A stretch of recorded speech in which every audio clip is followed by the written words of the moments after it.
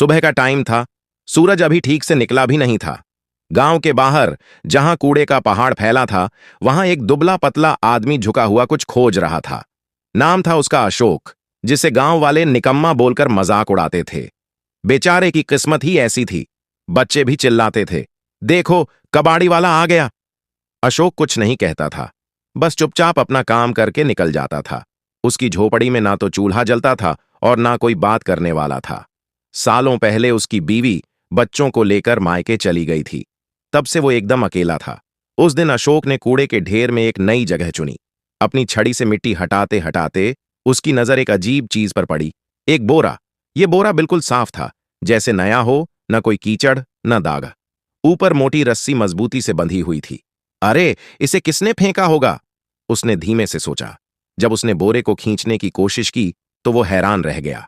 बोरा बहुत भारी था, जैसे अंदर कुछ ठोस भरा हो। उसे लगा शायद कपड़े होंगे। उसने जल्दी से चारों तरफ देखा कि कोई देख तो नहीं रहा है। फिर बोरे को घसीटकर एक कोने में ले गया जहां धुएं का हल्का पर्दा था। जैसे ही उसने रस्सी खोली और बोरा खोला, उसकी सांस हलक में अटक गई। अंदर प्लास्टिक में लिपटी हुई नोटों की गड्डियां थीं। उसके हाथ कांपने लगे। उसने एक गड्डी खोली। 500 रुपए के नए नए नोटों के बंडल। उसकी आंखें फटी रह गईं। वो वहीं घुटनों के बल बैठ गया, नोटों को छूकर देखा। यार, ये सच है क्या? उसने खुद से पूछा। डर और हैरानी के मारे उसके हाथ पैर ठंडे पड़ गए।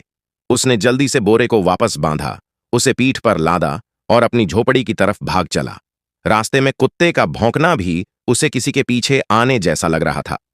घर पहुंचते ही अशोक ने दरवाजा अंदर से बंद किया। बोरे को कोने में रखकर एक पुरानी चटाई से ढंक दिया। उसका दिल इतनी तेजी से धड़क रहा था जैसे अभी सीने से बाहर निकल आएगा। बार बार वो दरवाजे से झांकता था कि कहीं कोई उसका पीछा करते हुए तो नहीं आ गया। जब उसे यकीन हो गया कि कोई नहीं है, तो वो धीरे से बोरे के पास बैठ गया। कांपते हाथों से उसने रस्सी खोली। अंदर नोटों की चमक देखकर उसकी आंखें फिर चौंधियां हो गईं। एक गड्डी निकालकर उसने गिनना शुरू किया। गिनते गिनते उसके होंठ सूख गए। सिर्फ एक गड्डी में पूरे 1 लाख रुपए थे। उसने अंदाजा लगाया, अरे यार, इसमें कम से कम 30 से 40 करोड़ तो होंगे। यह सोचते ही उसका दिमाग सुन्न हो गया। इतना पैसा कोई आम आदमी तो फेंक नहीं सकता। वो बड़बड़ाया। उसके अंदर डर की एक ठंडी लहर दौड़ गई। कहीं ये पैसा किसी बड़े नेता या गुंडे का तो नहीं?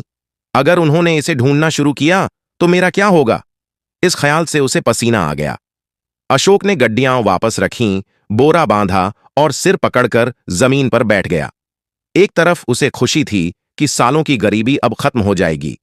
वो अपना इलाज करा सकता है, नया घर बना सकता है, इज्जत की जिंदगी जी सकता है। पर दूसरी तरफ खतरा उसे अंदर से खोखला कर रहा था। पूरी रात वो जागता रहा। उसने खुद को तसल्ली दी, कल मैं बस एक गड्डी निकालूंगा और अपना इलाज करा लूंगा, किसी को क्या पता चलेगा। अगले दिन डॉक्टर ने पहली बार उसे इज्जत से बिठाया, दवाइयां दी और कहा कि इलाज मुमकिन है। सालों बाद अशोक के चेहरे पर एक सच्ची मुस्कान आई। उसे समझ आ गया था कि ये दौलत एक वरदान से ज्यादा इम्तिहान है। अगले कुछ दिन अशोक के लिए एकदम नई जिंदगी जैसे थे। उसने पहली बार आईने में खुद को ध्यान से देखा। चेहरा कमजोर था, पर आंखों में अब उम्मीद की चमक थी। उसने सोचा कि अगर समझदारी से काम लिया तो सब कुछ बदल सकता है। सबसे पहले उसने अपनी झोपड़ी ठीक करवाई। बोरे से कुछ पैसे निकाले, मजदूरों को बुलाया और छत बदलवा दी। कुछ ही दिनों में उसकी झोपड़ी की बदबू और सीलन दूर हो गई। मोहल्ले वाले हैरान थे। अरे, ये कबाड़ बिनने वाला अचानक इतना अमीर कैसे हो गया? कुछ हफ्तों बाद उसने दूसरा बड़ा कदम उठाया। गांव की मेन रोड पर उसने एक छोटी सी किराने की दुकान खोल ली। शुरू में बस दाल चावल नमक रखा। खुद दुकान पर बैठता और आने वालों को मुस्कुराकर नमस्ते करता। धीरे धीरे दुकान चल निकली। उसने इस पूरे समय बहुत होशियारी बरती। उसने कभी दौलत का दिखावा नहीं किया। वो जानता था कि अगर जरा सी भी चमक दमक दिखी तो लोग सवाल करना शुरू कर देंगे। बाहर से वो अब भी वही सीधा सादा दुकानदार दिखता था जो हर ग्राहक को मुस्कुराकर क्या चाहिए भैया कहता था। धीरे धीरे उसने और पैसा लगाया और एक छोटा गोदाम शुरू कर दिया। फिर एक पुरानी ट्रक खरीदी और अब वो सिर्फ बेचने वाला नहीं बल्कि सप्लाई करने वाला बन गया। गांव में लोग अब उसे अशोक लाल कहकर बुलाने लगे, जैसे वो कोई बड़ा व्यापारी हो।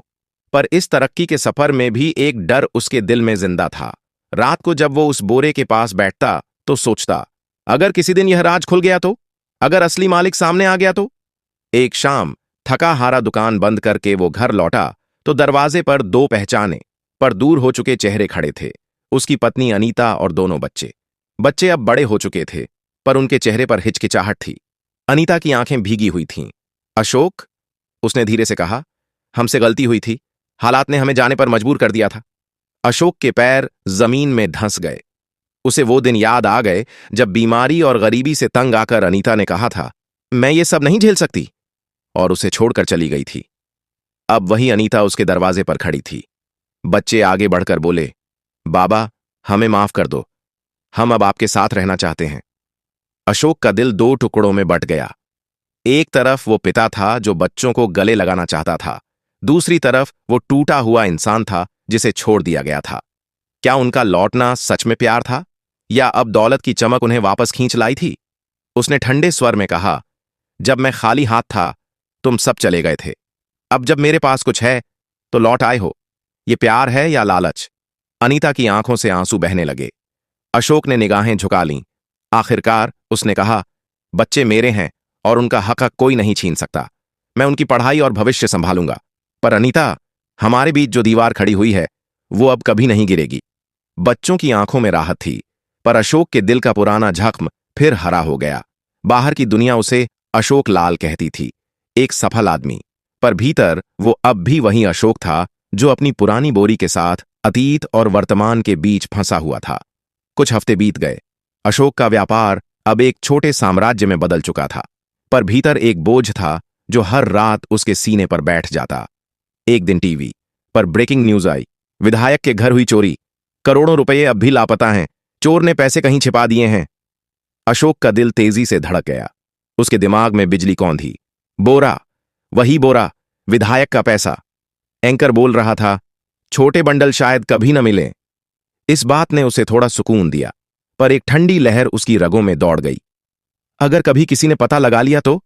अगर पुलिस दरवाजे पर आ गई तो? उस रात उसने बोरा फिर खोला। नोट अब भी चमक रहे थे, पर अब वो चमक डरावनी लग रही थी। उसे लगा जैसे नोटों की आंखें हैं जो उसे घूर रही हैं। अशोक ने गड्डियां वापस रखीं और खुद से कहा, यह दौलत मुझे बचा भी सकती है और मिटा भी सकती है। इसी बीच उसके गांव के पास की दुकान पर एक आदमी सामान लेने आया। साथ में थी उसकी बहन सलोनी। सलोनी सादी सी थी, जो 2 साल पहले अपने पति को खो चुकी थी। जब अशोक ने उससे बात की तो उसे अजीब सुकून मिला। सलोनी की बातों में कोई दिखावा नहीं था। वो अशोक को एक व्यापारी नहीं, एक इंसान की तरह देखती थी। धीरे धीरे दोनों के बीच एक नर्म रिश्ता पनपने लगा। सलोनी ने जब अशोक के अतीत के बारे में सुना तो उसने अफसोस नहीं जताया, बल्कि उसकी आंखों में देखकर कहा, जो बीत गया वो वक्त की परीक्षा थी। अब जरूरी है कि तुम आगे बढ़ो। कुछ महीनों बाद अशोक ने सलोनी से शादी करने का फैसला किया। शादी एकदम सादगी से हुई। सलोनी के आने के बाद अशोक का घर जैसे सच में सांस लेने लगा। उसकी मुस्कान ने अशोक को वो सुकून दिया जो किसी दौलत से नहीं खरीदा जा सकता था। फिर भी जब रात गहरी होती और सलोनी सो जाती, अशोक का मन फिर उसी बोरी के पास जा बैठता। वह बोरी उसे चैन नहीं लेने देती थी। वो सोचता, अगर ये पैसा किसी जुर्म से जुड़ा है तो इससे मुझे शांति कैसे मिल सकती है। यही विचार उसे एक बड़े फैसले तक ले गए।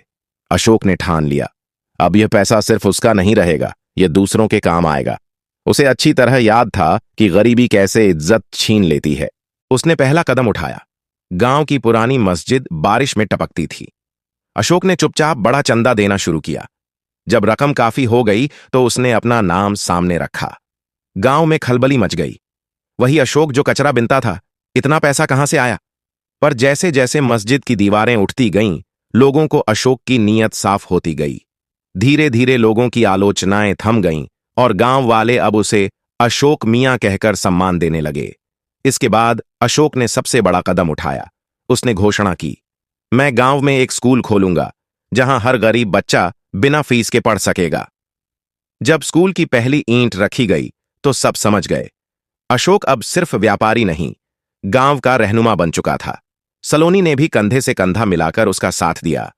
अशोक ने बोरे के बचे हुए पैसे को और भी व्यापार में लगाया और अब वो सच में एक बहुत अमीर आदमी बन गया था। अब उसे उस बोरी की कोई जरूरत नहीं थी। अब उसकी अपनी कमाई इतनी थी कि वो अरबों का बिजनेस करता था। अशोक ने हमेशा भगवान का शुक्र अदा किया और गरीबों की मदद करता रहा। उसने अपनी पहली बीवी और बच्चों को भी अच्छी जिंदगी दी। उसने लंदन में एक बड़ा बंगला और होटल बनवा कर दे दिया, जहां वे अब खुशी से रह रहे थे। बाहर की दुनिया उसे अशोक लाल कहकर सम्मान देती थी, एक सफल और नेक दिल आदमी। पर भीतर वह जानता था कि उसकी जिंदगी की कहानी उस कूड़े के ढेर से मिली हुई बोरी से शुरू हुई थी। ये कहानी इस बात की गवाही थी कि कभी कभी गलत पैसे से की गई भलाई इंसान को सही रास्ते पर ले आती है और जिंदगी में एक नई शुरुआत देती है। आप कमेंट में बताइए, अगर आप अशोक की जगह होते तो क्या करते? क्या गलत पैसे से की गई भलाई सही मानी जा सकती है? आपकी राय बहुत जरूरी है। और हां, ऐसी ही कहानियां देखने के लिए चैनल को सब्सक्राइब करें और नोटिफिकेशन ऑन कर लें।